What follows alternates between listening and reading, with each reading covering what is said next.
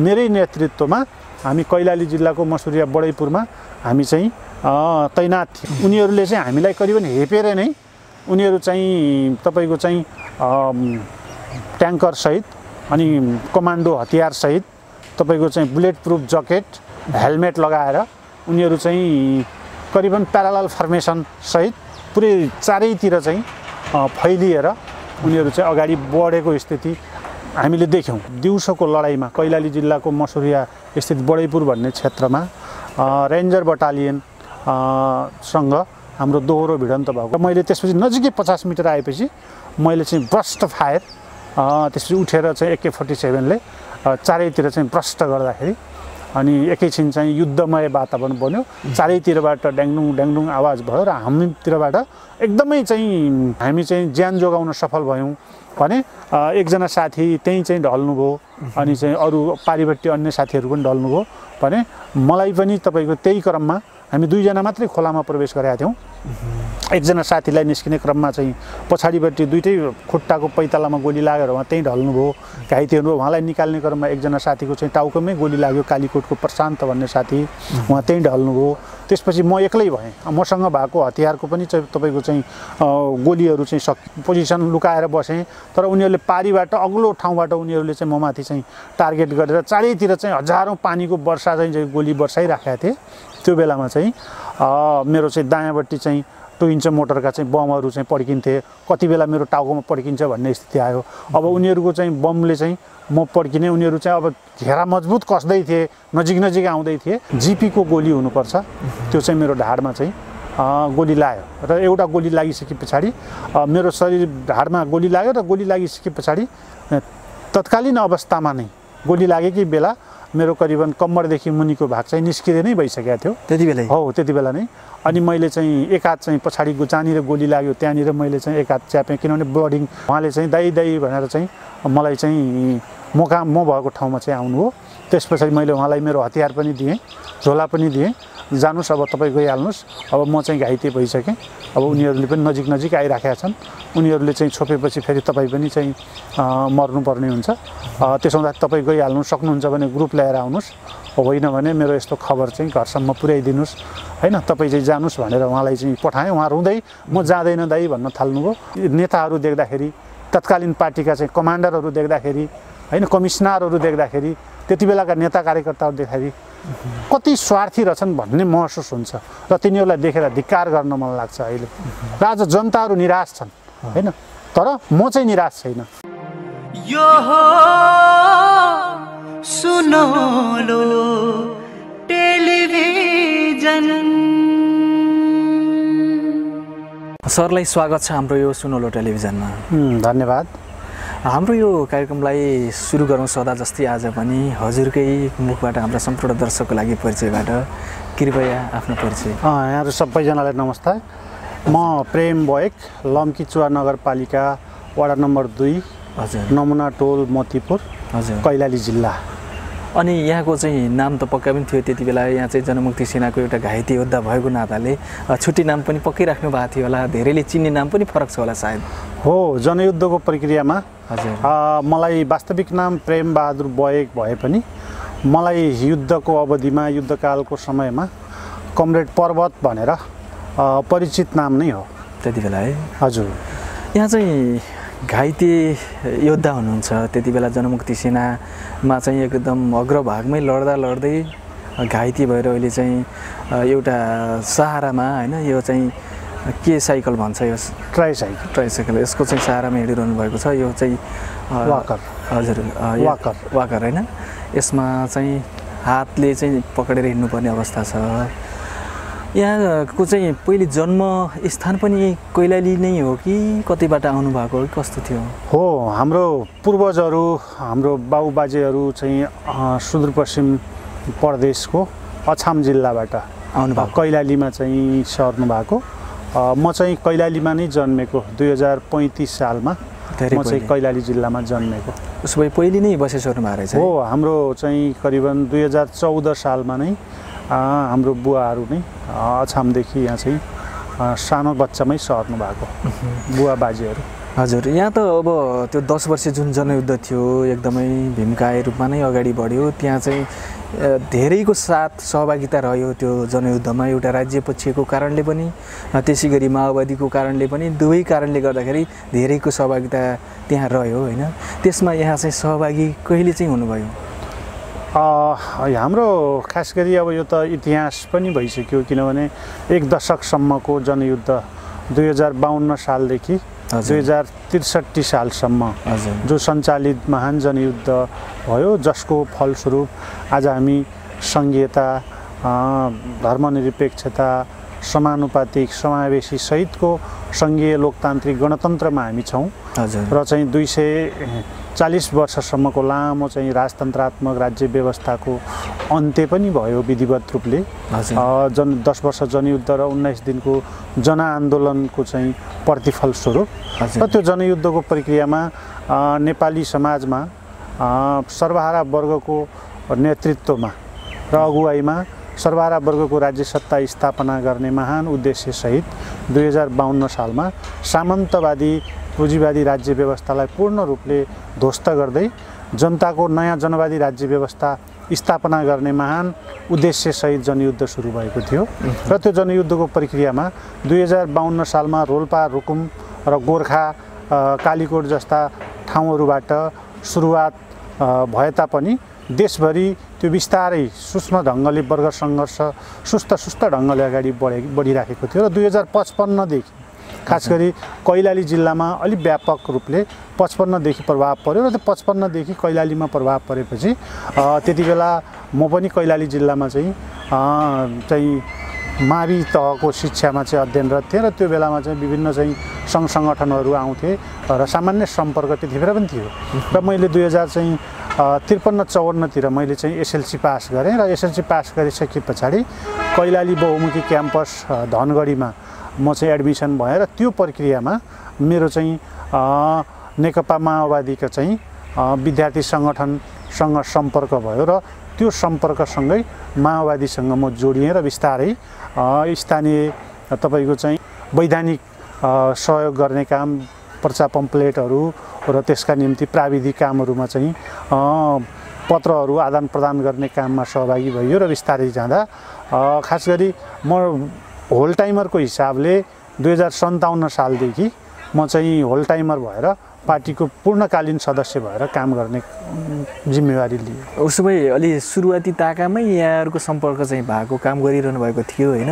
अन्य ढङ्गले एउटा चाहिँ वैधानिक मोर्चामा रहेर पनि पछि चाहिँ 57 सालमा पूर्ण रूपमै हिँड्नुभयो? हो, हामी चाहिँ बिस्तारै पहिला वैधानिक कामहरूमा हामी सहभागी भयौँ र त्यो प्रक्रियामा विभिन्न चाहिँ सङ्घ संगठनमा, किसान सङ्गठनमा, विद्यार्थी सङ्गठनमा र चाहिँ पार्टीका चाहिँ पत्रहरू आदान प्रदान गर्ने कुरामा हामी सहभागी भयौँ र त्यसरी हामी सहभागी भयौँ र त्यसरी वैधानिक रूपले काम गऱ्यौँ। पछि चाहिँ बिस्तारै हामी चाहिँ खुला हुँदै गर्दाखेरि, परिस्थिति अलि जटिल बन्दै गर्दाखेरि अब भूमिगतै हुनुपर्ने स्थिति, अलि अप्ठ्यारो, कैलाली सुगम ठाउँ पनि, विशेष गरी त्यतिखेरका चाहिँ राज्य सत्ताका चाहिँ सुरक्षा निकायहरूको चाहिँ चहल पहल अलि चाहिँ निगरानी अलि बढिसके पछाडि अब पूर्ण रूपले कार्यकर्ता भएरै काम गर्नुपर्छ र पूर्णकालीन भूमिगत भएर नै काम गर्नुपर्छ भन्ने चाहिँ पार्टीको चाहिँ निर्देशन र पार्टीको सल्लाह बमोजिममै म चाहिँ 2057 सालदेखि पूर्णकालीन भएर मिलिसियाको कमान्डर भएर यो कैलाली जिल्लामा मिलिसियाको कमान्डरको जिम्मेवारी सम्हालेर चाहिँ म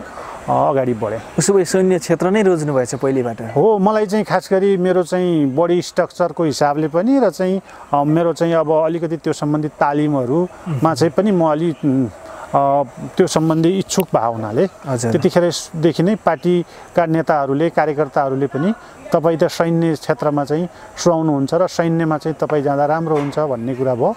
मेरो इच्छाको हिसाबले म राजनीतिक क्षेत्रमा पनि एकदमै चासो दिने, म अध्ययनमा पनि अलिक बढी चाहिँ चासो दिने र अध्ययनमा पनि एकदम तीक्ष्ण भएको हुनाले मलाई चाहिँ राजनीतिक क्षेत्र पनि असाध्यै चाहिँ राम्रो लाग्थ्यो। किनभने मैले त्यति बेला पनि सङ्गठनमा मैले हाम्रो यो कैलाली जिल्लाको चाहिँ चुरे क्षेत्र अनि चाहिँ हाम्रा कैलाली जिल्लाका चाहिँ थारू बस्तीहरू जहाँ पनि म चाहिँ आफू जाँदा त्यो ठाउँमा चाहिँ थारू गाउँ बस्तीहरूमा जाँदा हरेक जनताहरू बुढाबा आमाहरू हुन् या चाहिँ युवाहरू हुन्, सबै ठाउँहरूमा चाहिँ जनताको आकर्षण, उहाँहरूलाई कन्भिन्स गर्ने, उहाँहरूसँग चाहिँ मिजासिलो भएर सहकार्य गर्दाखेरि उहाँहरू पार्टीप्रति सङ्गठनप्रति एकदमै जनलहर बढेको अवस्था थियो र लोकप्रिय पनि म छोटो समयमा चाहिँ एकदमै लोकप्रिय बन्न सफल भएको थिएँ। यस अर्थमा राजनीतिक रूपमा पनि म प्रिय नै थिएँ र भने सैन्य क्षेत्रमा मेरो चाहिँ आफ्नै पनि म तालिममा त्यस पछाडि चाहिँ व्यायामहरूमा एकदमै म चाहिँ चासो दिने भए हुनाले, स्वास्थ्यमा म एकदमै ख्याल गर्ने भए हुनाले मेरो बडी स्ट्रक्चरले पनि र अन्य क्षेत्रबाट पनि सैन्य क्षेत्रमा पनि म चाहिँ अग्रणी मोर्चामा नै थिएँ। अनि जनमुक्ति सेनामा एउटा मिलिसियाको कमान्डर हुँदै जनमुक्ति सेनामा चाहिँ कहिले पुग्नुभयो? मैले चाहिँ कैलाली जिल्लामा मिलिसियाको रूपमा चाहिँ कैलाली जिल्लाको यो एरियाको चाहिँ मिलिसियाको कमान्डर हुँदै गर्दा 2058 साल मङ्सिर 8 गते नै जनमुक्ति सेनाको गठन विधिवत रूपले नेपालमा चाहिँ जनयुद्धको प्रक्रियामा चाहिँ गठन भयो। त्यो जनमुक्ति सेनाको गठन प्रक्रिया सँगसँगै म पनि जनमुक्ति सेनाको गठनसँगै जनमुक्ति सेनाको फर्मेसनमा सदस्यको रूपमा म पनि भर्ती हुन पुगेँ। नामाकरण गरिएसँगै अवश्य पनि जनमुक्ति सेनाको चाहिँ विधिवत औपचारिक फर्मेसन गठन प्रक्रिया सँगसँगै म पनि जनमुक्ति सेनाको चाहिँ सदस्यको रूपमा सहभागी भएँ। यहाँ चाहिँ एउटा घाइते योद्धा पनि हुनुहुन्छ, हिँड्नलाई सहज त छैन पक्कै पनि। अहिलेका अवस्थाहरूमा चाहिँ यहाँहरूका दिनचर्याहरू कसरी बितिरहेका छन्? म चाहिँ अहिले हिजो 10 वर्ष महान जनयुद्धको प्रक्रियामा दुश्मनका किल्लाहरूमा गएर बम भएर पड्किने, दुश्मनका किल्लाहरू कब्जा गर्दै मोर्चाबद्ध लडाइँहरू, छापामार लडाइँहरूमा एकदमै एसाल्टको रूपमा अग्र मोर्चामा चाहिँ कमान्डोको चाहिँ जिम्मेवारी सम्हाल्दै लडियो। विभिन्न हात हतियारहरू सुसज्जित भएर हामी चाहिँ लड्ने प्रक्रियामा लडियो। थुप्रै रक्ताम्य रक्तरञ्जित इतिहास सहितको चाहिँ हामीले एउटा त्यो खालका भीमकाया चाहिँ तपाईँको चाहिँ लडाइँहरू बमहरूसँग चाहिँ खेलियो। त्यो खेल्ने प्रक्रियामा म चाहिँ 2061 साल फाल्गुन 14 गते दिउँसोको लडाइँमा कैलाली जिल्लाको मसुरिया स्थित बडैपुर भन्ने क्षेत्रमा रेन्जर बटालियन सँग हाम्रो दोहोरो भिडन्त भएको थियो। करिबन 2061 साल फाल्गुन 14 गते करिबन चाहिँ 12-1 बजेको समय थियो, मध्याह्नको मोर्चाबद्ध युद्ध भएको थियो। कसरी भएको थियो अलिकति त्यसबारेमा अलिकति जानकारी दिउँ त्यसपछि। धन्यवाद। अब यसमा यो सबैको चासोको विषय पनि छ। अब त्यति बेला करिबन चाहिँ ढाडमा टेकेर टाउकोमा हान्ने त्यो जनयुद्धको तेस्रो रणनैतिक प्रत्याक्रमणको योजना अन्तर्गत को चाहिँ प्लानमा हामी थियौँ र त्यति बेलामा चाहिँ शाही नेपाली सेना ब्यारेकबाट बाहिर आउन नसक्ने अवस्था थियो भने हामीले ग्रामीण इलाकाका सबै क्षेत्रबाट गाउँ बस्तीहरूमा जनमुक्ति सेनाको उपस्थिति थियो। सबैतिर जनसत्ता सञ्चालन भइराखेको थियो र सबैतिर हामीले चाहिँ ठाउँ-ठाउँमा चाहिँ भिडन्तहरूमा दुश्मनका मोर्चाहरूमा हामीले लड्दा उनीहरू तारबारमा को घेराभित्र मात्रै उनीहरू सुरक्षित रहने स्थिति भइसके पछाडि उनीहरू चाहिँ तारबार फोर्टिफिकेसनभित्र मात्रै सुरक्षित रहने अवस्था थियो भने हामीले त्यो चाहिँ फोर्टिफिकेसनलाई च्यात्नका निम्ति हाम्रा निम्ति चुनौती बनिराखेको थियो र त्यो प्रक्रियामा ज्ञानेन्द्रको चाहिँ सत्ता सञ्चालन थियो र त्यो बेलामा चाहिँ ज्ञानेन्द्र शाहीको सरकारले चाहिँ एउटा खालको भर्खरै चाहिँ त्यति बेला चाहिँ टिके प्रथाद्वारा अनि आफ्ना चाहिँ नगरपालिका र जिल्ला विकासका चाहिँ सभापति नियुक्त गरिराखेको अवस्था थियो र त्यो प्रक्रियामा हाम्रो फेरि नेकपा माओवादीको तत्कालीन अवस्थामा चाहिँ ढाडमा टेकेर टाउकोमा हान्ने चाहिँ रणनैतिक प्रत्याक्रमणको योजनामा हामीले पूर्व पश्चिमको हाइवेमा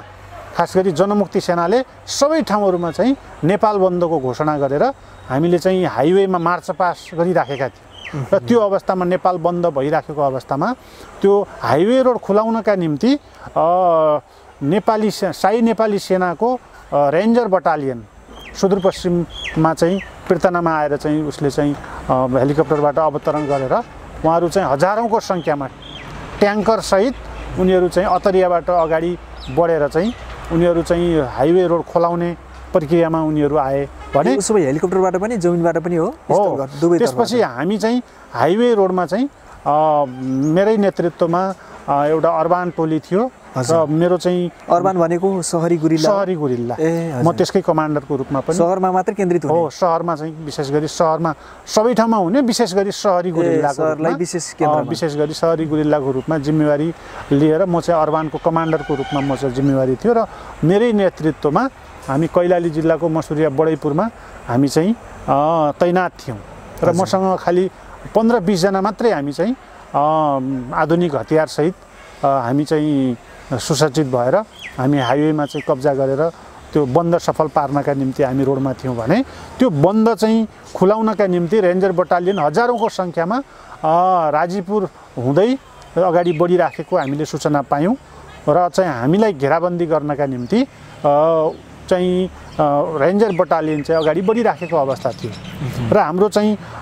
सूचना चाहिँ हाम्रो सेट मार्फत हाम्रो चाहिँ आइएनटी फोर्सले यस्तो अवस्था छ भनेर जानकारी हाम्रो चाहिँ हेडक्वार्टरमा चाहिँ गराइराखेको थियो र हेडक्वार्टरको निर्देशन बमोजिम हाम्रो चाहिँ अरू फौज चाहिँ माथि जङ्गल छेउमा चाहिँ हाम्रो चाहिँ नजिक जङ्गल क्षेत्रमा लुकीछिपी बसिराखेको अवस्था थियो भने मेरो नेतृत्वमा रहेको चाहिँ 15-20 जनाको चाहिँ टोली थियो हामी चाहिँ कैलाली जिल्लाको मसुरिया स्थित बडैपुरमा चाहिँ दिउँसै चाहिँ हामी त्यहाँ चाहिँ त्यो क्षेत्रमा बन्द सफल बनाउनका निम्ति हामी त्यहाँ तैनात थियौँ त्यसपछि त्यो बडैपुरको खोलाको पुलको पारिबट्टी उनीहरू आइपुगेको अवस्था थियो भने हामी वारीबट्टी हामी चाहिँ बसिराखेको अवस्था थियो र हामी आम्ने सामने चाहिँ उनीहरू वारी आउन नसक्ने अवस्था बन्यो र हामी पारी जान नसक्ने अवस्था बन्यो त्यो चाहिँ करिबन 1-2 घण्टा देखादेख भयो देखादेख भयो र त्यो सिलसिला हाम्रो चलिराख्यो र हामीले उनीहरूको अवस्था बुझ्नका निम्ति हामीले यताबाट चाहिँ जनता परिचालन गरेर के छ अवस्था भनेर पारी बुझ्न पठाउँदा उनीहरूले त्यहाँ चाहिँ उनीहरूलाई निगरानी गरेर त्यहीँ चाहिँ छोपेर राख्थ्यो भने उनीहरूले चाहिँ त्यहाँको पारीको चाहिँ जनतालाई चाहिँ कतिजना छन् भनेर चाहिँ बुझ्न पठाउँदा हामीले पनि उनीहरूलाई चाहिँ नियन्त्रणमा लिएर पारी नजानका निम्ति भनेर हामीले पनि यतापट्टिबाट उनीहरूलाई प्रतिबन्ध लगायौँ र त्यस पछाडि पुरै बजारहरू बन्द भयो वारी पनि पुरै बन्द भयो बजार उता पारी पनि पुरै बन्द मान्छेहरू चाहिँ लगभग भागाभागको स्थिति बन्यो अब कति बेला लडाइँ हुन्छ कति बेला के हुन्छ भन्ने कुरा एउटा माहौल सुनसान खालको एउटा त्यो खालको चाहिँ स्थिति पैदा भयो र त्यस पछाडि एकजना पारीबाट पठाएको मान्छे एकजना चाहिँ हामीबाट भागेर चाहिँ उनी पारी गइसके पछाडि हैन यहाँ त्यहाँ त थोरै मान्छेहरू छन् करिबन 10-15 जना मात्रै छन् भनेर चाहिँ उनले उता सूचना पुर्याइदिइसके पछाडि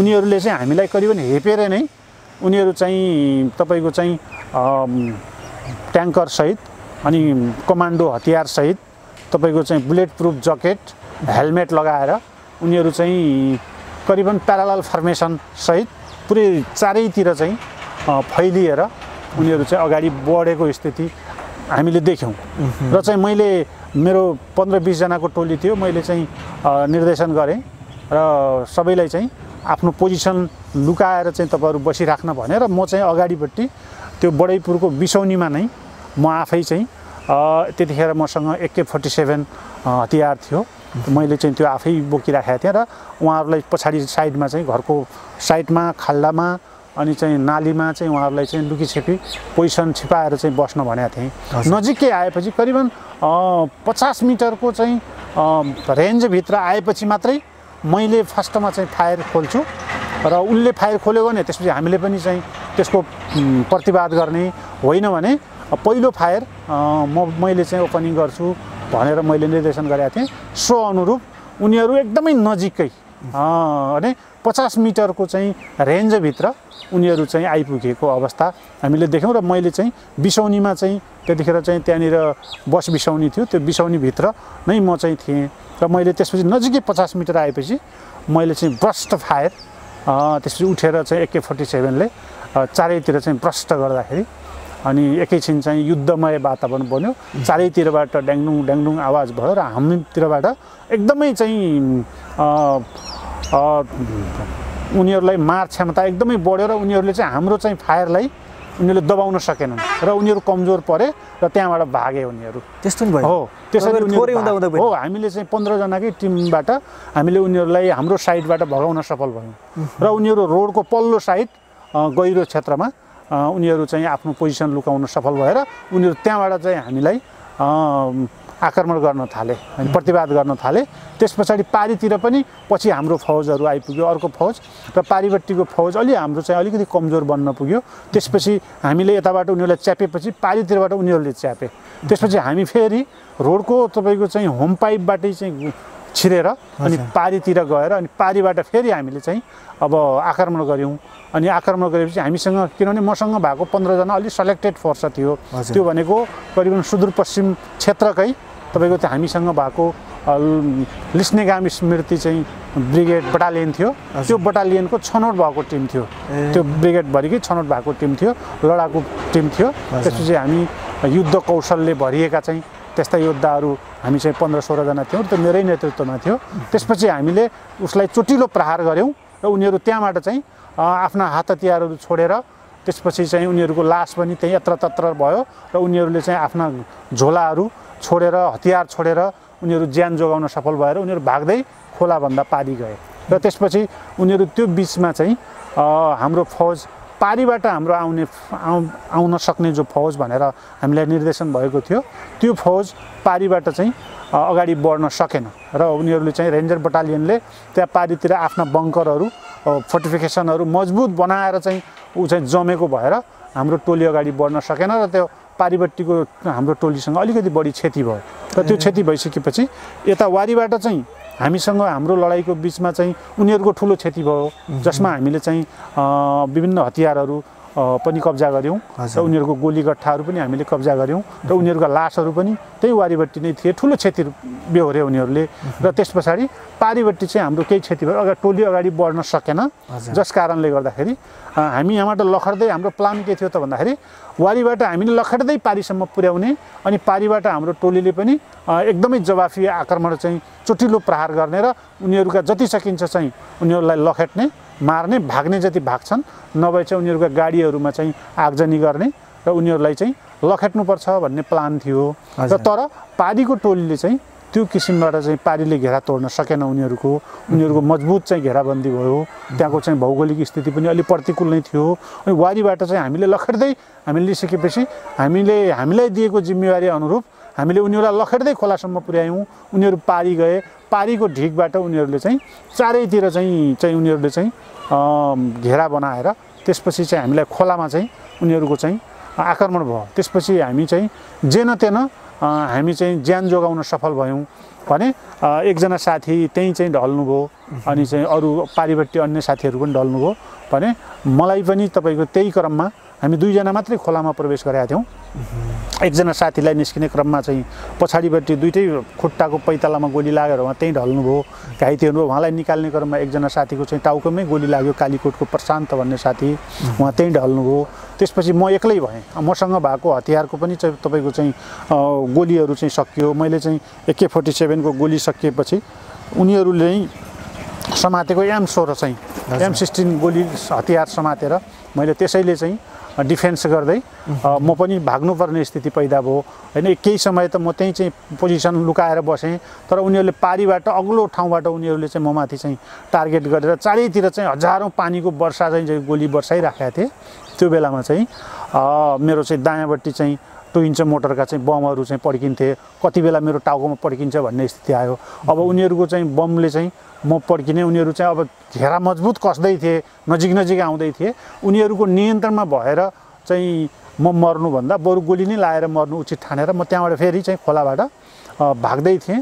र त्यो भाग्ने क्रममा करिबन 100 मिटर जति टाढा थियो। म त्यो खोलाको बिचबाट म चाहिँ भाग्न सफल भएँ।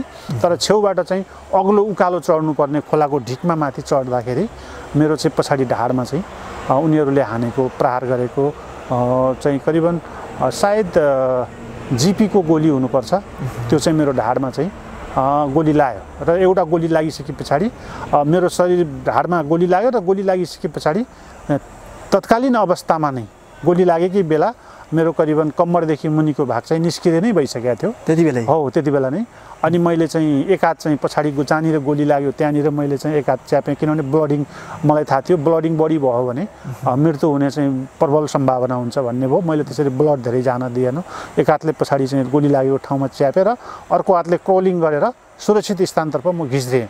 मैले आफ्नो हतियार पनि लिएर आएँ र त्यति बेला चाहिँ एकजना साथी मात्रै मसँग चाहिँ हुनुहुन्थ्यो, अरू साथीहरूको सबै चाहिँ ब्याक भइसक्नु भएको थियो, फर्किसक्नु भएको थियो। अनि चाहिँ त्यो दलबहादुर विष्ट बिहानी भन्ने भाइ चाहिँ हुनुहुन्थ्यो, उहाँले चाहिँ दाई भनेर चाहिँ मलाई चाहिँ म भएको ठाउँमा चाहिँ आउनुभयो। त्यस पछाडि मैले उहाँलाई मेरो हतियार पनि दिएँ, झोला पनि दिएँ, जानुस् अब तपाईँ गइहाल्नुहोस्, अब म चाहिँ घाइते भइसकेँ, अब उनीहरूले पनि नजिक आइराखेका छन्, उनीहरूले चाहिँ छोपेपछि फेरि तपाईँ पनि चाहिँ मर्नुपर्ने हुन्छ, त्यसो हुँदा तपाईँ गइहाल्नु सक्नुहुन्छ भने ग्रुप ल्याएर आउनुहोस्, होइन भने मेरो यस्तो खबर चाहिँ घरसम्म पुर्याइदिनुहोस् होइन, तपाईँ चाहिँ जानुहोस् भनेर उहाँलाई चाहिँ पठाएँ। उहाँ रुँदै म जाँदैन दाइ भन्न थाल्नुभयो। होइन तपाईँ जानुपर्छ, तपाईँ जानुहोस् होइन भनेर मलाई उहाँलाई पठाएँ। तर उहाँ दौड्दै चाहिँ ठुलो फौज भएको ठाउँमा पुग्नुभयो। त्यसपछि त्यहाँबाट चाहिँ एउटा फर्मेसन, एउटा सेक्सन उहाँले चाहिँ दौडाएर चाहिँ स्वास्थ्यकर्मीसहित आउनुभयो र त्यो आउने क्रममा म कहाँ आउने क्रममा त्यो स्वास्थ्यकर्मीलाई पनि बाटोमा चाहिँ क्रस गर्दा चाहिँ गोली लाग्यो तर उहाँ चाहिँ घाइते हुनुभयो, उहाँ अहिले पनि बाँच्नु भएको छ। त्यस पछाडि मलाई साथीहरूले चाहिँ त्यहाँबाट सुरक्षित निकाल्नुभयो र किनभने वारीबाट हामीले चाहिँ जुन ठाउँबाट लडाइँ परेको थियो त्यो लडाइँको ठाउँमा उनीहरूलाई ठुलो चाहिँ नोक्सान भएको थियो र उनीहरू वारी त्यो ठाउँमा चाहिँ आउन डराए, त्यहाँसम्म आउन सकेनन्। तपाईँले चाहिँ पक्राउ गर्न आएन? हो, पक्राउ गर्न आउन सक्ने अवस्था भएन, किनभने त्यति ठुलो उनीहरूको क्षति भएको थियो। एक्लै भएर पनि तपाईँ चाहिँ त्यहाँ बस्नुभयो? हो, म केही समय करिबन 1 घन्टा म एक्लो त्यहाँ त रहेँ है। त्यस पछाडि चाहिँ 1 घन्टासम्मको चाहिँ उस अवस्थामा त्यसपछि साथीहरू आउनुभयो, मलाई चाहिँ त्यसबाट चाहिँ समातेर एकजना गाउँको चाहिँ खटियामा चाहिँ राख्नुभयो। अनि 4 जना साथीहरू लागेर बोकेर अनि मलाई सुरक्षित स्थानतर्फ लानुभयो। त्यस पछाडि चाहिँ सामान्य उपचार, प्राथमिक उपचार त्यहाँनिर भयो। त्यस पछाडि चाहिँ मेरो चाहिँ अवस्था एकदम क्रिटिकल भइसकेको थियो। मैले चाहिँ त्यहीँनिर हेलिकप्टरले फेरि घेरा गरेर हामीलाई आक्रमण गरिराखेको थियो, तर म आफै स्वयंले कमान्ड गरिराखेको थिएँ। म चाहिँ हिँड्न सक्ने अवस्था थिएन, म चल्न सक्दैन थिएँ, तर मेरो चाहिँ चेतना स्तर एकदम काबुमा नै थियो, कन्ट्रोलमा नै थियो। त मैले फौजी कमान्ड गरेर उहाँहरूलाई यसरी मलाई यसरी सुरक्षित गर्नुहोस्, अब यो दिशातिर लैजाउँ, मलाई उपचारतिर लैजाउँ, विशेष गरी फौजतिर होइन, त्यसैले भनेर बाक्लो बस्ती भएको ठाउँतिरबाट लुकाउँदै छिपाउँदै त्यस पछाडि एउटा चाहिँ स्वास्थ्य क्लिनिकतर्फ चाहिँ लगियो। त्यहाँ चाहिँ क्लिनिकको डाक्टरले चाहिँ सामान्य उपचार हेर्नुभयो अनि एकदमै चाहिँ जोखिम भएको र छिटोभन्दा छिटो उहाँलाई चाहिँ सुरक्षित स्थानतर्फ लैजानुपर्छ भन्ने उहाँको निर्देशन। त्यसपछि पार्टीका जिम्मेवार साथीहरू पनि आउनुभयो। त्यस पछाडि मलाई चाहिँ इन्डियातिर लैजाने चाहिँ उहाँहरूले निधो गर्नुभयो र त्यसपछि मलाई चाहिँ ट्र्याक्टरमा राख्नुभयो। मलाई ट्र्याक्टरमा राख्ने अवस्थासम्म सामान्य मलाई याद छ। जब मलाई चाहिँ अगाडि बढाउँदै जाँदा म पछि बेहोस भइहालेँ, म होस चाहिँ गुमिहालेँ, किनभने मलाई थाहा नै पाइनँ। रगत पनि एकदमै धेरै गइसकेको थियो र त्यस पछाडि म होस नै मैले 81 पछि फुलबारीमा कैलालीको फुलबारी भन्ने ठाउँमा गइसके पछाडि मेरो त्यति बेला चाहिँ करिबन 11-12 बजे लडाइँ सुरु भएको, करिबन साँझ 5-7 बजे मात्रै मेरो होस आयो। लामो चाहिँ 3-4 घन्टा म बेहोस नै भएछु। त्यो अवस्थामा चाहिँ होस आउँदाखेरि म चाहिँ फुलबारीभन्दा तलको एरियामा राति परेको थियो। त्यस पछाडि तपाईँलाई अब चाहिँ पारीतिर इन्डियातिर लैजाने चाहिँ योजना बनिराखेको छ उपचारमा। अब के छिट्टै चाहिँ गाडी आउँछ, नआत्तिनुहोस् भनेर चाहिँ साथीहरू भनिराख्नु भएको थियो। 1-2 जना साथीहरू मसँग हुनुहुन्थ्यो र यसरी म चाहिँ पछि लखनऊ पुगियो। लखनऊमा चाहिँ उपचार गर्न जाँदा त्यहीँ चाहिँ त्यतिखेर कैलाली जिल्लाको कारागार नै हामीले चाहिँ कब्जा गरेका थियौँ। त्यहाँबाट कैदीहरू पनि हामीले चाहिँ जेल फरार हाम्रा चाहिँ योद्धाहरू नेताहरू मुक्त गरेका थियौँ हामीले। त्यो चाहिँ जेल नै कब्जा गरेका थियौँ। थुप्रै चाहिँ हजारौँ कैदीहरू त्यहाँबाट हामीले चाहिँ मुक्त गरेका थियौँ भने त्यहाँ त्यो जेलमा चाहिँ हामीले चाहिँ कब्जा गर्दा त्यहाँ घाइते भएका प्रहरीहरू पनि त्यही हस्पिटलमा उपचार गराइराखेका रहेछन्। त्यहाँ हो त्यो लखनऊमा त्यो डाक्टरले चाहिँ भन्नुभयो यहाँ चाहिँ प्रहरी पनि छन्, त्यसैले तपाईँहरूले ख्याल गर्नु होला भन्नुभयो। त्यसपछि लुकी छिपिकन सामान्य मेरो चाहिँ त्यहाँ डक्टरले एक्सरे गरेर हेर्नुभयो। एक्सरे गर्दाखेरि होइन उहाँलाई त यहाँ सम्भव छैन, अलि आधुनिक अस्पतालमा लैजानुपर्छ, पन्जाब या दिल्ली लिनुपर्छ भनेर चाहिँ सल्लाह दियो।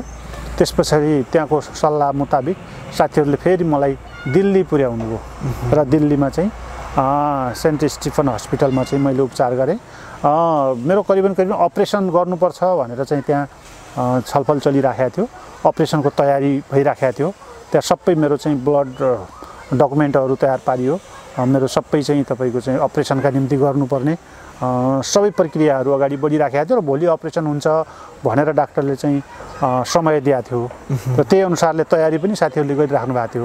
र मलाई चाहिँ म्याग्नेटद्वारा त्यो बुलेट निकाल्ने, यो एकदमै भित्र चाहिँ स्पाइनल कटको ब्याकबोनमा चाहिँ बुलेट छ, यसलाई अपरेसन गर्न मिल्दैन, तर चाहिँ म्याग्नेटद्वारा चुम्बकद्वारा यो बुलेट निकाल्नुपर्छ र यसरी चाहिँ चिरेर चाहिँ बुलेट निकाल्नुपर्छ भनेर मेरुदण्डमै गरिएको अनि म्याग्नेटद्वारा निकाल्ने भनेर तयारी भएको थियो र त्यो अनुसारको प्रक्रियामा चाहिँ सबै अस्पतालले गर्नुपर्ने तयारी पनि गरेका थियो र हामीले गर्नुपर्ने तयारी पनि गरेका थियौँ। तर जुन डेट दिएको थियो अपरेसनको त्यो डेटको दिन त धेरै एउटा फरक प्रकारको चाहिँ त्यहाँको माहौल सिर्जना भएको देखेँ मैले। त्यस पछाडि चाहिँ मैले चाहिँ मलाई सहयोग गर्ने साथीहरू पार्टीको स्वास्थ्यकर्मी साथीहरूले मलाई त्यहाँ पुर्याउनु भएको थियो। उहाँहरूलाई भने यो अस्पतालमा चाहिँ अलिक फरक चाहिँ देखियो, मलाई अलि शङ्का लाग्यो होइन, यहाँ चाहिँ चलखेल भइरहेको छ, धेरै मान्छेहरू आवत जावत भएको छ, उनीहरूको चाहिँ निगरानी अलि बढिराखेको छ भन्दाखेरि साथीहरूले भन्नु होइन यो अस्पताल त हाम्रो चाहिँ उसमा छ, साथीहरूको चाहिँ सम्पर्कमा छ, राम्रो हो, केही छैन, तपाईँ आत्तिनु भयो, नडराउनुहोस् भन्नुभयो। तर मैले शङ्का गरिराखेको थिएँ कि केही न केही छ भन्ने कुरा, किनभने म फौजी हिसाबले कमान्डर पनि भएको हुनाले त्यस्ता थुप्रै अनुभवहरू मसँग थियो र उनीहरूले हेर्ने ममाथि जसरी निगरानी बढाइराखेका थिए, केही न केही हुन्छ भन्ने भनिरहेका थिए। लगत्तै साँझपख मलाई त्यहाँ भारतीय प्रहरीका चाहिँ तिनटै निकायका चाहिँ सुरक्षाका अङ्गहरू आएर मलाई चाहिँ त्यहाँ हिरासतमा लिए, गिरफ्तार गरेर मसँग भएको चाहिँ साथीहरूलाई चाहिँ लगे अनि मलाई पनि चाहिँ त्यहाँ हिरासतमा राखे। त्यस पछाडि मेरो उपचार नै हुन पाएन, करिबन 3 महिनासम्म म चाहिँ हिरासतमा नै अवरुद्धै भयो। हो, उपचारको प्रक्रिया नै अवरुद्ध भयो र चाहिँ मैले त्यति बेला मेरो अवस्थाको बारेमा त्यहाँ चाहिँ खुलाएको थिएन, किनभने म चाहिँ माओवादीको जनमुक्ति सेनाको चाहिँ कमान्डर हो या चाहिँ सदस्य हो भनेर मैले भनेको थिएन। र मैले त्यहाँ के भनेको थिएँ त भन्दाखेरि परिचय दिँदाखेरि उनीहरूको निगरानी, उनीहरूले चाहिँ मलाई समातिसके पछाडि मैले परिचय स्वरूप म चाहिँ नेपालमा चाहिँ द्वन्द्व चलिरहेको छ, त्यो द्वन्द्वको प्रक्रिया, म एउटा किसान हो, खेतमा काम गरिराखेको बेलामा दोहोरो भिडन्तमा परेर मलाई गोली लाग्यो। मेरो दाइ यहीँ चाहिँ दिल्लीमा काम गर्नुहुन्छ र त्यसैले मेरो घरमा कोही नभएका कारणले मलाई चाहिँ यहाँ ल्याएर उपचारमा चाहिँ दाइले यहाँ उपचार गर्नुभएको छ भने अनि मैले दाइ एकजना बनाएको थिएँ र दाइको रूपमा उहाँलाई पनि त्यही ढङ्गले परिचय दिएको थिएँ। मैले लुकेर त्यति बेला एकदम चलाखी अपनाएँ मैले कि चाहिँ त्यति बेला मसँग भएको एकजनालाई लगिहाल्यो। त्यस पछाडि चाहिँ मैले मेरो छेउमै हस्पिटलको बेडमा भएको एकजना मान्छेसँग चाहिँ मोबाइल मागेँ, छिमेकीले, उहाँले पनि साइड बेडमा भएको चाहिँ एकजना पेसेन्ट, मैले चिनेको मान्छे होइन, इन्डियन नै हो, अनि उहाँले दिनुभयो। मैले लुकेर तन्नाभित्रबाट मैले दाइलाई चाहिँ म्यासेज गरेँ, उहाँलाई भने कि मैले यसो परिचय दिएको छु, तपाईँ आएर चाहिँ दाइको रूपमा आएर तपाईँले पनि मेरो भाइ हो भनेर भन्नुहोस् भने पछि उहाँले चाहिँ आएर त्यही ढङ्गले परिचय दिइसके पछाडि पछि दाइलाई पनि पिट्दै अनि उसले लैसके पछाडि अनि मलाई चाहिँ त्यति बेला त्यो अर्को दिन त छापाहरूमा इन्डियाको टेलिभिजनका छापा, पत्रिकाका छापा, तपाईँका चाहिँ त्यहाँका सोसियल मिडिया, सबै मिडियाहरूमा चाहिँ तपाईँको चाहिँ धेरै ठुलो आतङ्कवादी है, बहुत बडा आतङ्कवादी पकडा हुआ है भनेर त्यो खालको न्युज हेडलाइन गरेर पुरै न्युज कभरेज भएको मैले आफैले हेरेँ, अचम्म लाग्यो। मलाई त्यति बेला त्यो हस्पिटलमा हिरासत खडा गरिएको थियो, हस्पिटलभित्रै ठुलो हस्पिटल थियो, त्यो हस्पिटलमा चाहिँ मान्छेहरू हेर्न आउने मेलै लाग्थ्यो। तपाईँले हो, मलाई हेर्नका लागि होइन। अनि मान्छेहरू चाहिँ भारतीय सेनाका चाहिँ जल सेना, थल सेना, वायुसेना होइन, त्यस पछाडि चाहिँ सबै निकायका चाहिँ सुरक्षा निकायका मान्छेहरू आउँथे हेर्न। संयोग के पर्या रहेछ त भन्दाखेरि त्यहाँ त्यतिखेर चाहिँ दिल्लीको चाहिँ गाजियाबादमा ब्याङ्क चाहिँ लुटिएको रहेछ। त्यो ब्याङ्कमा चाहिँ लुटिरहेको क्रममा त्यहाँ भिडन्त भएको रहेछ। त्यो भिडन्तको क्रममा करिबन अन्दाजी मसँगै मिल्ने उमेरको त्यहाँ एकजना मान्छेको मेरुदण्डमा चाहिँ ढाडमा चाहिँ गोली हाने रहेछ। अनि त्यो गोली हानेको अवस्थामा त्यो फरार भएको रहेछ र त्यो अनुसारले भारतीय चाहिँ मिडियामा चाहिँ त्यहाँको चाहिँ सुरक्षा निकायले सूचना सार्वजनिक गराएर छ। तपाईले चाहिँ उतै मान्छे भन्यो हो, अन्दाजी यति उमेरको मान्छे ढाडमा गोली लागेको मान्छे कुनै पनि हस्पिटलमा भएपछि अनि खबर गर्नु भनेर उनले निगरानी बढाएका रहेछन्। अनि संयोग खबर गरे तपाईले? हो, संयोग म पनि त्यो दिल्लीको हस्पिटलमा चाहिँ उपचारको प्रक्रियामा गएर उनीहरूले त्यो किसिमको सूचना त्यहाँ पुर्याएका रहेछन् र त्यो ढङ्गले मलाई उनीहरूले त्यो गाजियाबादको ब्याङ्क डकैत गरेको आरोपमा मलाई समातेका रहेछन्। त्यो भएर खुबै उनीहरूले अनुसन्धान गरे र चाहिँ मैले नेपालको भनेपछि उनीहरूलाई चाहिँ अनौठो लाग्यो। अनि पछि चाहिँ वास्तविक के हो त भनेर उनले बुझ्न चाहे। मैले पनि फेरि वास्तविक बताउन चाहिनँ। मैले नेपालको ठेगाना त वास्तविक बताएँ, तर म माओवादीको जनमुक्ति सेना हो मैले भनिनँ। मैले एउटा सामान्य नेपालको नागरिक हो, किसान हो भनेर मैले यसरी भनेको थिएँ। अनि उनीहरूले मेरो ठेगाना मागे, सबै लिएर उनले इन्टरपोलमा हाले। इन्टरपोलमा हालेर उनीहरूले चाहिँ मिडिया मार्फत, इन्टरपोल मार्फत उनीहरूले रिसर्च गरे, उनीहरूले चाहिँ छानबिन गरे। अनि अब यहाँ नेपालमा पठाउँदाखेरि नेपालको चाहिँ प्रहरीले यहाँको चाहिँ अब नेपालको चाहिँ खुफिया यहाँबाट राजदूतावासबाट होइन भनेर मेरो चाहिँ बायोडाटा टोटल होइन यो त चाहिँ माओवादीको चाहिँ यो स्तरको कमान्डर हो, कम्पनी कमान्डर हो होइन, यसले चाहिँ कैलालीको कारागारबाट चाहिँ यसरी कैदी फरार लिएर गएको होइन, यति मान्छे मारेको, यति हतियार लिएको भनेर पुरै मेरो चाहिँ बायोडाटा सहित डिटेल गयो, टोटल मेरो सबै लिएर त्यो गएको। अनि उनीहरू चाहिँ मलाई चाहिँ राति अनि हे त यस्तो कमान्डर रहेछस् होइन भन्दै पुरै चाहिँ मलाई चाहिँ अनि त्यसपछि विभिन्न ढङ्गको टर्चरहरू दिने, त्यस पछाडि चाहिँ गर्न थाले। अनि यातना दिन थाले हो, अनि टर्चरहरू दिन थाले। अनि नेपालबाट चाहिँ हासाई नेपाली सेनाले मलाई चाहिँ नेपाल पठाइदिनका निम्ति सुपुर्दगी गर्न भनेर पत्र पठाएर गरेर छ। त्यो प्रक्रियामा उनीहरूले चाहिँ देखाए मलाई नेपाल पुर्याउनका निम्ति इन्डियाको चाहिँ तिनीहरूले चाहिँ सेनाहरूले प्रहरीले के भन्दा रहेछन् भने लैजा भन्ने रहेछन्, उनीहरूले पुर्याइदे भन्ने रहेछन्। त्यो बिचमा उनीहरूको अलिकति चाहिँ त्यो सूचना आदान प्रदान पुर्याइदिएर लैजाको भन्ने स्थितिमा भयो। अन्ततः मलाई चाहिँ नेपाल पुर्याउने योजना पनि उनीहरूले बनाए र त्यो सूचना चाहिँ हस्पिटलमा आयो। अनि हस्पिटलको डक्टरले चाहिँ मलाई भन्यो अब हामी चाहिँ रोक्न नसक्ने, त्यहाँ चाहिँ नियम के हुँदो रहेछ भन्दाखेरि यसरी चाहिँ उपचारमा गएको कुनै पनि बिरामीलाई त्यो चाहिँ अस्पतालको चाहिँ दायित्व हुँदो रहेछ। चाहे जुनसुकै पनि यो चाहिँ संयुक्त राष्ट्रसङ्घको वडापत्र र चाहिँ यसमा के हुँदो जेनेभा सन्धिमा के हुँदो रहेछ भन्दाखेरि चाहे जुनसुकै मान्छे होस् उपचार गर्न पाउने हक हुँदो रहेछ, सुरक्षित हुँदो रहेछ उपचार हो गर्न पाउने। त्यसमा अस्पतालले जहाँसम्म रोक्ने कोसिस गर्यो कि उहाँ चाहिँ हाम्रो बिरामी हो, क्रिमिनल हो भने पनि, अपराध गरेको भए पनि उहाँ स्वस्थ भइसके पछाडि उहाँको उपचार पुरा भइसके पछाडि त्यसपछि कानुनी प्रक्रिया छ भनेर चाहिँ अड्डी गर्ने काम भयो। तर अन्ततः के भयो त भन्दाखेरि उनीहरूले मलाई चाहिँ नेपाल सुपुर्दगी गर्ने योजना बन्यो र त्यसपछि मलाई लैजानका निम्ति उनीहरूले योजना बनाएछन्। अनि एक्कासी गाडीमा हानेर हस्पिटलको चाहिँ डक्टर अस्पताल प्रशासनको चाहिँ लाई पनि तोडेर उनीहरूको चाहिँ पनि भनाइलाई नसुनेर मलाई नेपाल पुर्याउने उनीहरूले योजना बनाए। जस अन्तर्गत राति मलाई त्यहाँबाट तानेर चाहिँ गाडीमा राख्न खोजिरहेको थिएँ। त्यस पछाडि त्यहाँ चाहिँ अस्पताल प्रशासनले मलाई सूचना दियो र मैले चाहिँ पछि बाहिर साथीहरूलाई खबर गरेँ। त्यस पछाडि साथीहरूलाई खबर गरिसके पछाडि त्यहाँका चाहिँ मानवाधिकारवादीहरू त्यस पछाडि मिडियाकर्मीहरू गएर मलाई त्यहाँ रोकियो, ल्याउन दिएन। त्यस पछाडि मलाई चाहिँ त्यही अस्पतालमै चाहिँ राखियो, त्यही हिरासतमै राखियो। करिबन 3-4 महिना चाहिँ म हिरासतमा बसेँ अस्पतालकै। हो, त्यो हिरासतमा बसेपछि उपचार हुन पाएन, जस कारणले मेरो चाहिँ म सायद समयमा उपचार पाएको भए, हिरासतमा म चाहिँ नबसेको भए सायद मेरो निको हुने अवस्था हुन्थ्यो कि मैले पछि त्यहाँबाट चाहिँ मुद्दा चल्यो, मुद्दा फेस गरेर म चाहिँ जमानतमा छुटेर पछि चाहिँ नेपाल आउँदाखेरि नेपालमा चाहिँ मैले पछि त्यतिखेर 62-63 को आन्दोलन सफल भइसकेको थियो, राजतन्त्रको अन्त्य भइसकेको थियो, गणतन्त्र चाहिँ को लागि भनेर चाहिँ जनताको नासो जनतालाई नै फिर्ता गरे भनेर ज्ञानेन्द्रले चाहिँ जनतामा गिरिजाको नेतृत्वमा चाहिँ सरकार बनिरहेको थियो। त्यो प्रक्रियामा म नेपाल आएँ। नेपाल आइसके पछाडि मैले चाहिँ काठमाडौँमा चाहिँ बाँसबारीमा तपाईँ उपेन्द्र देवकोटा कहाँ चाहिँ म चाहिँ ट्रिटमेन्ट गरेँ।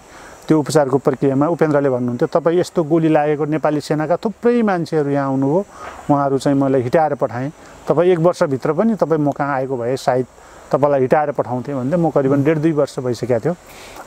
61 मा मलाई लाग्यो, 63 मा म चाहिँ नेपाल आएँ। धेरै ढिला भइसक्यो है? हो, ढिला भइसकेको थियो। त्यसपछि तर पनि अपरेसन उहाँले खोल्नुभयो। त्यति बेला मेरो यो अवस्था त्यतिखेर एकदम क्रिटिकल थियो, अहिलेको जस्तो मेरो अवस्था थिएन, एकदम अप्ठ्यारो अवस्था थियो। हजुर। र चाहिँ म चाहिँ मलाई त दिल्ली अस्पतालले त 3 महिनाभन्दा बढी बाँच्दैनस् भनेर डिस्चार्ज गरे हो। म त्यस्तो अवस्थामा थिएँ। अहिले म यस्तो छु, त्यति बेला म 35 केजी मात्रै थिएँ म त्यति बेला। एकदमै धेरै कम भएको थियो है? हो, एकदमै वेट पनि एकदम कम। मेरो चाहिँ स्वास्थ्य अवस्था एकदम कोही पनि थिएन मसँग हैन। मलाई खाने त्यहाँ हस्पिटलमा चाहिँ खानलाई पनि अप्ठ्यारो, त्यहाँ बस्नलाई पनि अप्ठ्यारो। तपाईँको चाहिँ पानी माग्दा त त्यहाँ चाहिँ भारतीय प्रहरीहरूले त्यो पिसाब खा भनेर भन्थे। त्यस्तो पानीसम्म पनि मैले त्यस्तोसम्म दुर्व्यवहार हुन्थ्यो है त्यहाँ पनि? मसँग चाहिँ पार्टीको सम्पर्कै थिएन, साथीहरू कोही पनि हुँदैन। जसले मलाई खोज्न गयो, जो मेरो नजिक आउँथ्यो उनलाई समातेर उसले लगिहाल्थ्यो। त्यस कारणले कोही पनि आउँदैन थियो। अनि मलाई चाहिँ सूक्ष्म ढङ्गले अध्ययन अनि चाहिँ हुने त्यो प्रक्रिया भयो। र त्यस पश्चात अनि म चाहिँ जेन तेन सायद देख्नु रहेछ, आजको अवस्थासम्म भोग्नु रहेछ, दुःख पाउनु रहेछ, सङ्घर्षमा चाहिँ जिउनु रहेछ। र आज बाँचेर देख्न पाइएको छ। पार्टीको अवस्था पनि देखिया छ, जनयुद्धको अवस्था पनि देखिया छ, प्रचण्डको अवस्था पनि देखिया छ, केपी ओलीको अवस्था पनि देखिया छ, र आज देशको अवस्था पनि देखिरहेछ। र तपाईँहरूसँग यसरी बोल्न पनि पाइराखेको छु। र अशक्तताका बावजुद मलाई के लाग्छ भने म अशक्त छु, म यस्तो अवस्थामा छु भन्ने मलाई चिन्ता लाग्दैन। तर देश अप्ठ्यारोमा छ, समाज अप्ठ्यारोमा छ भन्ने मलाई त्यो चिन्ता लाग्छ। र मलाई चाहिँ म अपाङ्ग भएकोमा मलाई दुःख छैन, तर देश अपाङ्गता भयो भन्ने मलाई पीडा छ। अनि कतिको असहज भइरहेछ अहिले हिँडडुल गर्न यताउता गर्न? होइन, अप्ठ्यारो त हिजोका दिनको अवस्था र आजको दिनको मेरो आफ्नो अवस्थालाई हेर्दाखेरि त कति अप्ठ्यारो छ। तर मैले त्यो हेर्दिनँ, किन यो स्वाभाविक प्रक्रिया हो। समाज सङ्घर्षको प्रक्रियामा, सामाजिक सङ्घर्ष, जीवन सङ्घर्षको प्रक्रियामा यो एउटा चाहिँ कालखण्ड हो। हिजोको एउटा कालखण्ड थियो, आज अर्को कालखण्ड छ हैन। मैले यो चाहिँ आफूले उपहार पाएको रूपमा मैले ग्रहण गरेको छु जिन्दगी, हिजो हो जिन्दगीलाई। किनभने हिजो म चाहिँ AK-47 बोकेर हैन, अनि चाहिँ न्यायका निम्ति हैन, सामन्तवादका विरुद्धमा म लडिराखेका थिएँ, वर्ग वैरीहरूका विरुद्ध लडिराखेका थिएँ। र म लडाइँका मोर्चाहरूमा करिबन नेपालको चाहिँ आधा-आधीभन्दा बढी भूगोलहरूमा पैदल यात्रा गरियो, हिटियो, दौडियो हैन, भोकै लडियो, सबै ठाउँमा पुग्यो। हिजो त्यो अवस्थाको मान्छे आज चाहिँ वाकरको सहारामा तपाईँको चाहिँ पनि म चाहिँ खुट्टा सार्नुपर्ने स्थिति छ हैन। अनि चाहिँ अरूको सहारामै चाहिँ हिँडडुल गर्नुपर्ने अवस्था छ। तर फेरि त्यो अवस्थामा पनि म निराश छैन, किनभने हामीले न्यायका निम्ति सङ्घर्ष गरेका थियौँ। नेपालमा एउटा गरिबी, विपन्नता, भेदभाव, छुवाछुत है, अनि चाहिँ एउटा मान्छे बिचमा खाडल हैन, जो किसिमको ग्याप थियो है, अन्याय थियो, अत्याचार थियो, शोषण थियो, दमन थियो, राष्ट्रियतामाथिको खतरा थियो, त्यसका विरुद्ध हामी लडेका थियौँ। सामन्तवादका विरुद्ध हाम्रो लडाइँ थियो हैन, पुँजीवादका विरुद्धको लडाइँ थियो हैन। हामीले चाहिँ सबै मान्छेहरू बराबर हुन्, सबै मान्छेहरूले चाहिँ हाँसेर बाँच्नुपर्छ, खुसी पाउनुपर्छ, बेरोजगारी छ, बेरोजगारको अन्त्य हुनुपर्छ, र समतामूलक समाजको निर्माण हुनुपर्छ, समाजमा आमूल परिवर्तन हुनुपर्छ हैन। मुठ्ठीभर मान्छेहरूको शासन होइन हैन, बहुसङ्ख्यक जनताको शासन हुनुपर्छ हैन। त्यो भने सर्वहारा वर्गको चाहिँ किसानको चाहिँ सत्ता चल्नुपर्छ, किसानहरूले न्याय पाउनुपर्छ हैन, किसानहरूले चाहिँ हक अधिकार पाउनुपर्छ, मजदुरहरूले पाउनुपर्छ भनेर हामी लडेका थियौँ। र त्यसका निम्ति हाम्रो लडाइँ थियो, न कि आज जे भइराखेको छ। र सीमित नेताहरूको चाहिँ स्वार्थपूर्तिका निम्ति जतापट्टि राजनीति गइराखेको छ, जतापट्टि समाज गइराखेको छ, र जस्तो खालले आजको चाहिँ शासन व्यवस्था सञ्चालन भइरहेको छ, हामीले यसका निम्ति सङ्घर्ष थिएन हैन। त्यसैले कहिलेकाहीँ मैले भन्ने पनि गर्छु कि हिजो हामीले जे गऱ्यौँ, जे नारा दियौँ, जे सपनाहरू हामीलाई देखाइयो, हामी वास्तवमा हामी कसैको स्वार्थका निम्ति हामी लडेका थिएनौँ। हामी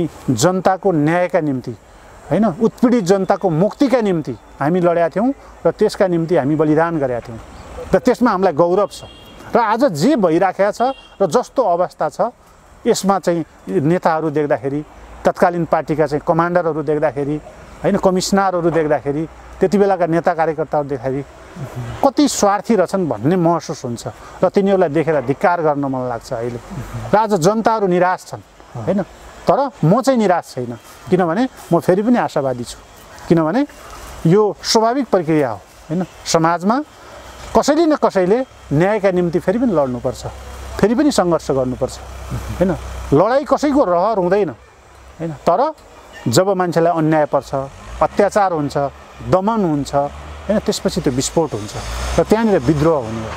र यसका निम्ति आज पनि समाजमा जो न्याय हामीले खोजिरहेका छौँ त्यो छैन, जनताले पनि पाएको छैन र हामीले हिजो पनि भने हो हैन।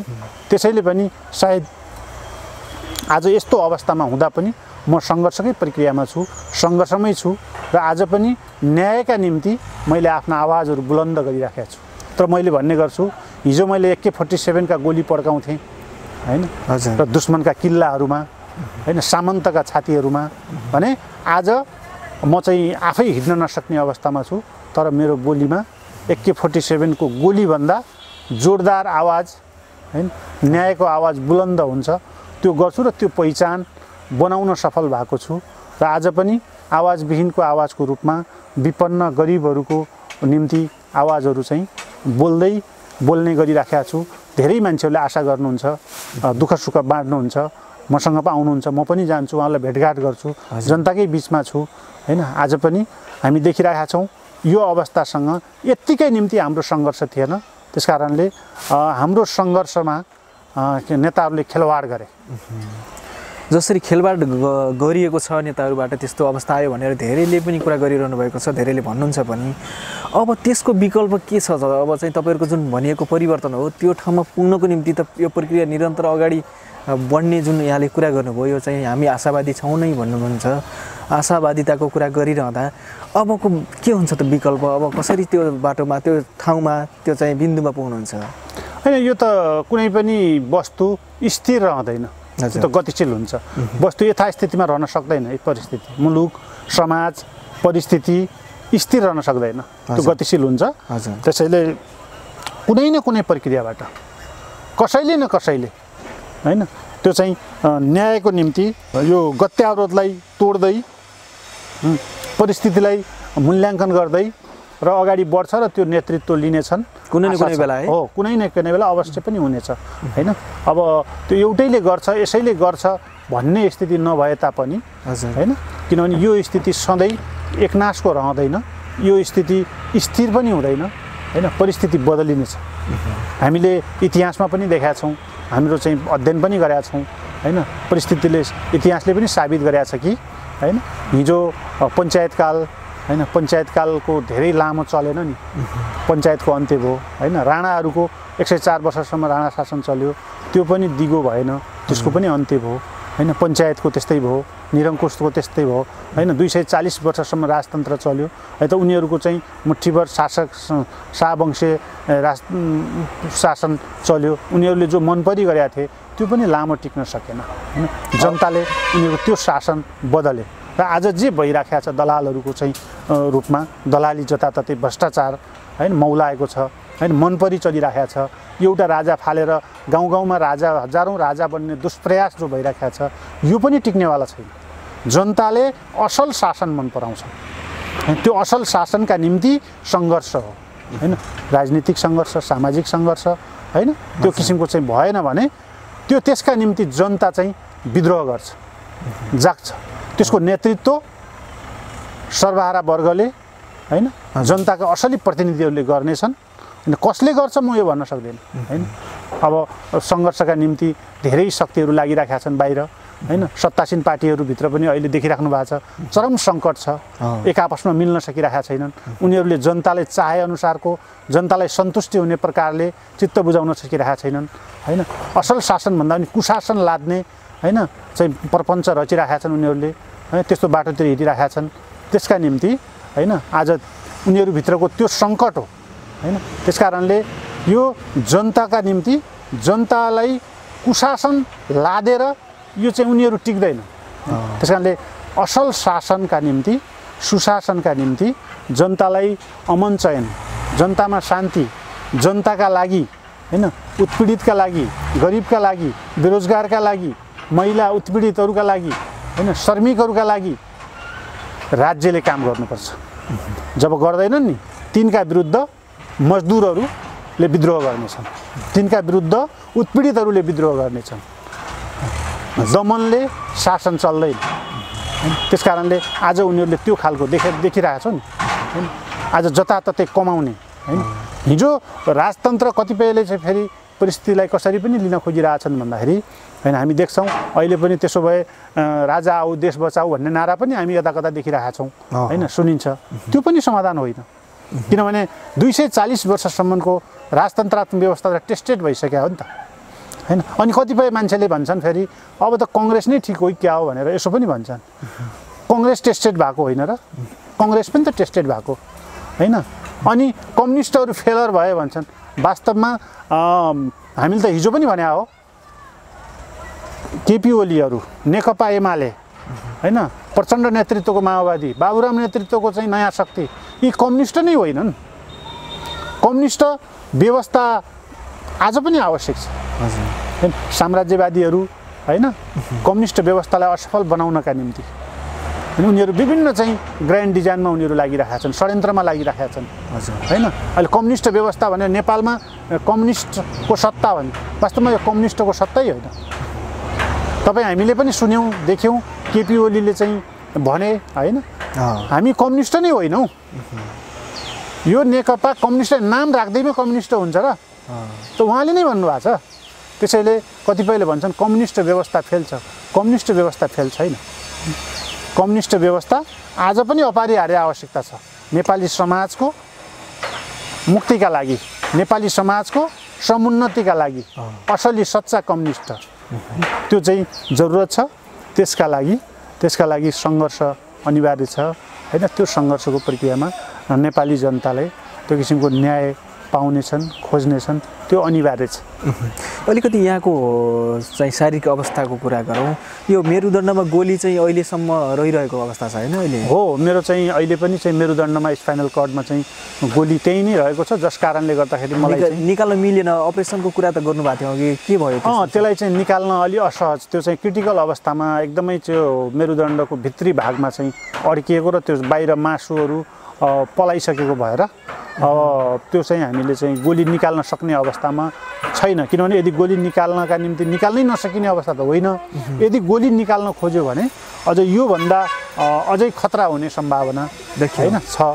यदि चाहिँ निकाल्नै अप्ठ्यारो, यो गोलीले अप्ठ्यारो नै गर्यो भने पछि चाहिँ निकालौँला भन्ने एउटा चाहिँ स्वास्थ्य कर्मीहरूको, डाक्टर साहबहरूको सल्लाह भएर अनि अहिले निकालेको अवस्था। उपचारको जुन एकदम ढिलाइको कारणले गर्दाखेरि यो अवस्था चाहिँ यहाँले चाहिँ झेल्नु परिरहेको छ। यो तल्लो भाग पुरै चल्दैन? हो, मेरो चाहिँ स्पाइनल ब्याकबोनमा हो, करिबन यो नाइटोदेखि पछाडिपट्टि ठ्याक्कै पछाडिपट्टि गोली छ ढाडमा पछाडिपट्टि, र त्यो गोली लागेको ठाउँदेखि मुनतिरपट्टि मेरो सेन्सलेस छ, छोएको पनि थाहा हुँदैन है। मैले चाहिँ दुख्ने त दुखिरहेको छ फेरि, तर मैले शरीरमा छालाहरू मरिसकेको छ, त्यहाँ छोए पनि थाहा हुँदैन। अनि मैले कृत्रिम खुट्टाहरू प्रयोग गर्छु। अनि मेरो चाहिँ ढाडमा पनि चाहिँ तपाईँको चाहिँ बेल्ट बाँधिराख्नुपर्ने भनेर डक्टरको सल्लाह छ। दुईटै खुट्टामा मेरो चाहिँ क्यालिफोरहरू प्रयोग हुन्छ। त्यो क्यालिफोरहरू प्रयोग गरेर यो लट्ठीको वाकरको सहारामा मैले चाहिँ अहिलेसम्म आफ्नो चाहिँ सङ्घर्षशील पाइलाहरू अगाडि बढिराखेको छु।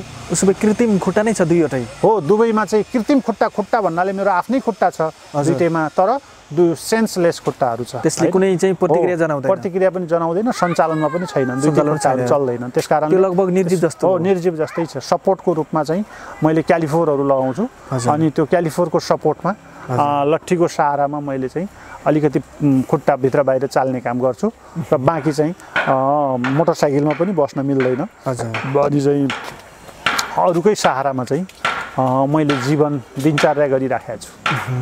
यसरी एउटा ठुलो त्यो चाहिँ लडाइँबाट, त्यो एकदमै चाहिँ अप्ठ्यारो परिस्थितिबाट यहाँसम्म चाहिँ आइसक्नु भएको छ। यहाँ अहिले जसरी चाहिँ घाइते अपाङ्गहरूको अवस्था यहाँ कैलालीमा धेरै देख्यौँ होइन, धेरै घाइते अपाङ्गहरू त्यति बेलाका जनयुद्धकै हुनुहुँदो रहेछ।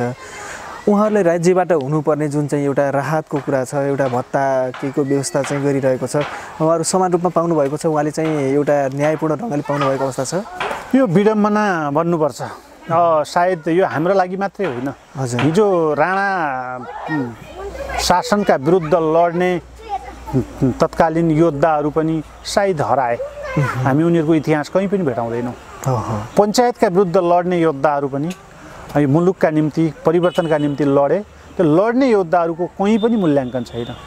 र यो चाहिँ मुक्ति सेनाको पनि नाम निशान छैन।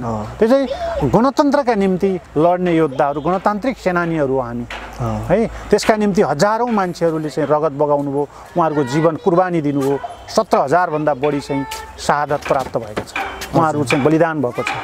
र हजारौँ मान्छेहरू चाहिँ बेपत्ता छन्, उहाँहरूको खोजी छैन। उहाँहरूका परिवारहरूले उहाँहरूको खोजी गर्दा अहिलेसम्म अत्तो छैन।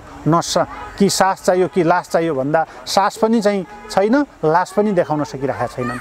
त्यस पछाडि हजारौँको रूपमा घाइते अपाङ्ग छौँ हामी है। हामी चाहिँ थुप्रै मान्छेहरू दर्दनाक अवस्था हुन्छ। कसैका दुईटै हात छैनन्, कसैका दुईटै खुट्टा छैनन्, कसैले चाहिँ आँखा पनि छैनन्, कसैका कानहरू छैनन्।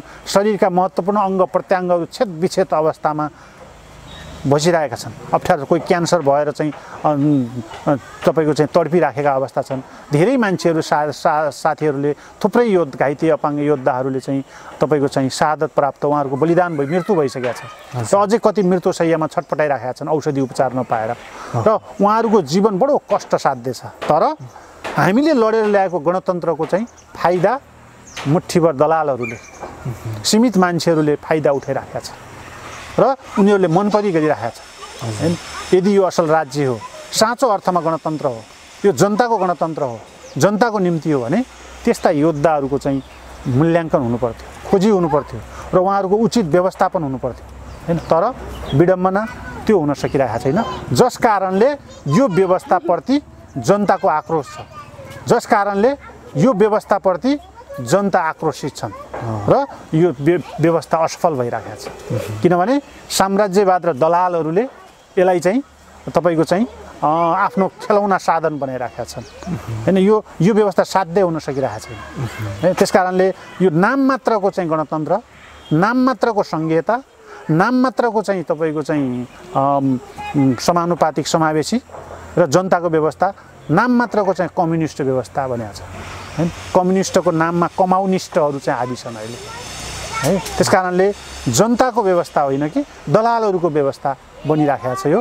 र यसका निम्ति साम्राज्यवादीहरू, विदेशी प्रतिक्रियावादीहरू, जनविरोधीहरू सलबलाइराखेका छन् हैन। किसानहरू चाहिँ पीडामा छन्, मजदुरहरू पीडामा छन्, बेरोजगारहरू पीडामा छन् हैन, सर्वसाधारण नागरिकहरू पीडामा छन् र हामी जस्ता योद्धाहरू पीडामा छौँ। शहीद परिवारहरूको आँसु अहिले पनि चाहिँ सुक्न सकिरहेको छैन।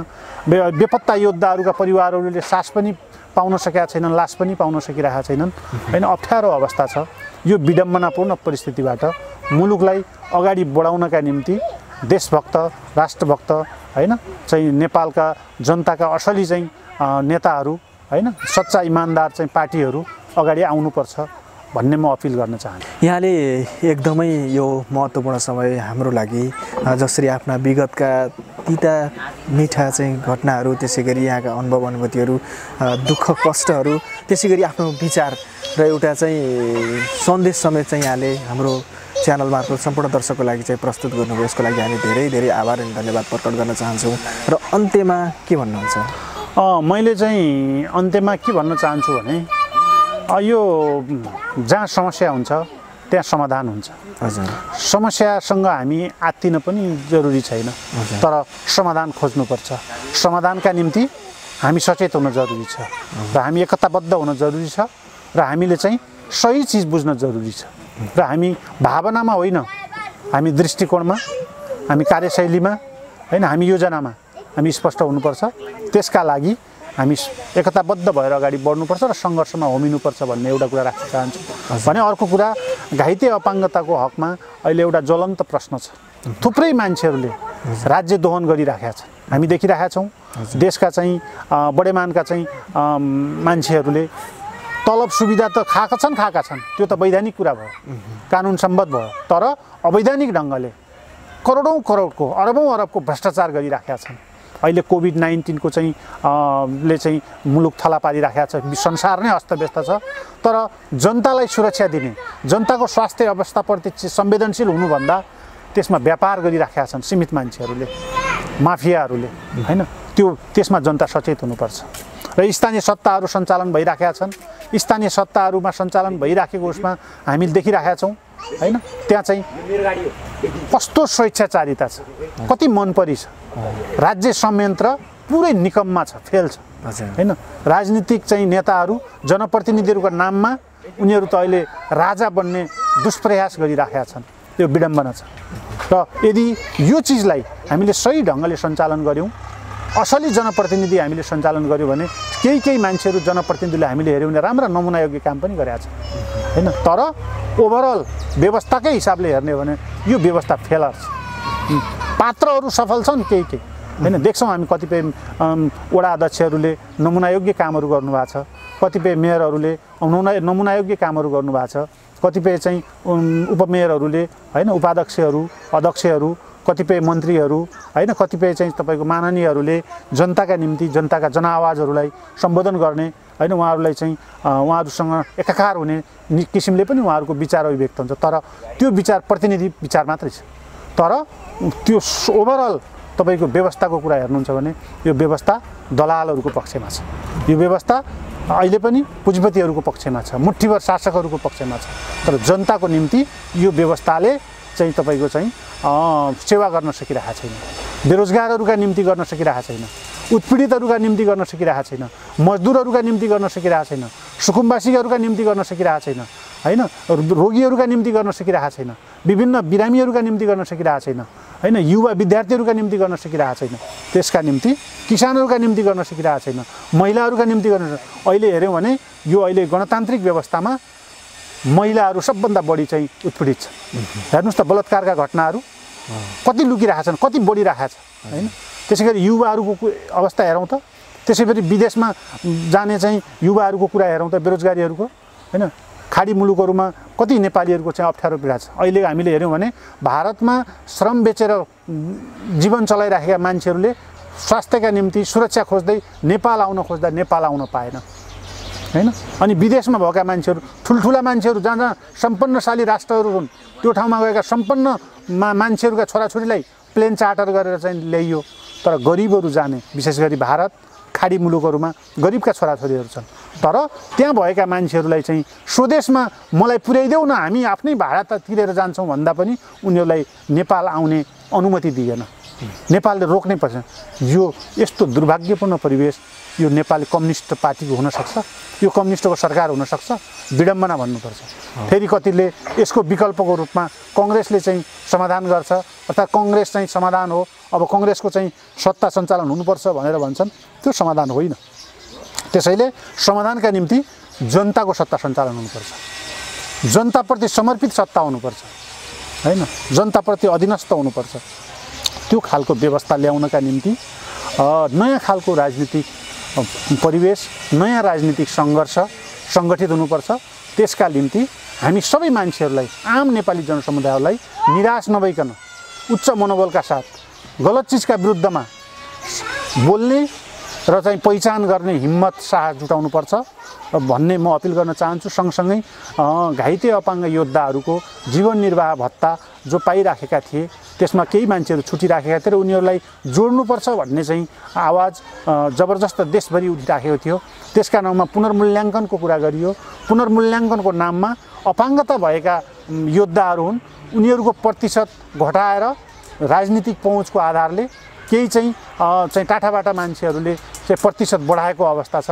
र असली जो चाहिँ योद्धाहरू हुन्, चाहे चाहिँ जनयुद्धको प्रक्रियामा चाहिँ घाइते भएर अपाङ्गता भएका हुन्, चाहे चाहिँ जनआन्दोलनको प्रक्रियामा चाहिँ घाइते भएर अपाङ्ग चाहिँ भएका हुन्, चाहे मधेस आन्दोलनमा भएका हुन् र विभिन्न सशस्त्र आन्दोलनमा घाइते भएर अपाङ्गता भएका जो अशक्त मान्छेहरू हुन्, जो अपाङ्गता भएका हुन्, जसले आफ्नो जीवन चलाउन चाहिँ कष्ट परिराखेका छ र उनीहरूलाई चाहिँ आफ्नो दैनिक जीवनयापन गर्न कठिन परिराखेका छ, उनीहरूका निम्ति राज्यले चाहिँ व्यवस्थापन गर्नुपर्ने हो। त्यो गर्न सकिरहेको छैन र केही टाठाबाटा मान्छेहरू चाहिँ कागजी प्रक्रियामा चाहिँ गर्ने मान्छेहरूले चाहिँ त्यो मिलाइराखेका छन् हैन। त्यसका निम्ति राज्य संवेदनशील हुनुपर्छ।